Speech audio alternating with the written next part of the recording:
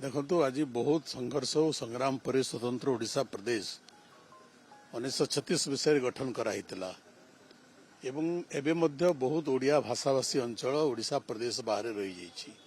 सेतिपे हमर संघर्ष जारी रही एपरी स्थल आप देखिए दक्षिण ओडिशा रे अनेक समय आंध्र प्रदेश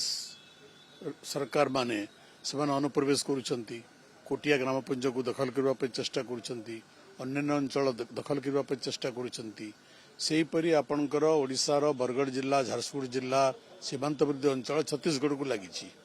एवं छत्तीसगढ़ सरकार उद्यम आरंभ कले ओडिशा अंचल अनुप्रवेश करने एवं ओडिशार भूमि को दखल करने उदाहरण स्वरूप जे आपणकर जोटा झारसुगुड़ा जिलार लखनपुर ब्लॉक रो जो जगह मानकर अच्छी जो रायगढ़ जिला को संलग्न करुच्ची सेठी जो रास्ता अच्छी से रास्तार 3-4 किलोमीटर अंचल अवैध भाव में बर्तमान छत्तीसगढ़ सरकार तांकर मालिकाना सेठी जाहिर करुछंती अंचल ओडिशार जिला ओडिशार जमी ओडिशार से रास्ता तैयारी करबा पई से अंचल लोके जमीदान करिसंती ओडिशार किंतु एबे अनधिकृत भाव में से रास्ता को जबरदखल करबा पई छत्तीसगढ़ कर्तृपक्ष एवं रायगढ़ जिला कर्तृपक्ष उद्यम करुछंती एवं ओडिशा सरकार नीरव अछंती सही कथा आज विधानसभा रे आम उत्थापन करने चेष्टा उत्थापन करूँ जो ओडिशा सरकार सतर्क हुंतु एवं जदि ओडिशा सरकार एपरि निष्क्रिय रहिबे जेहेतु तांकर एक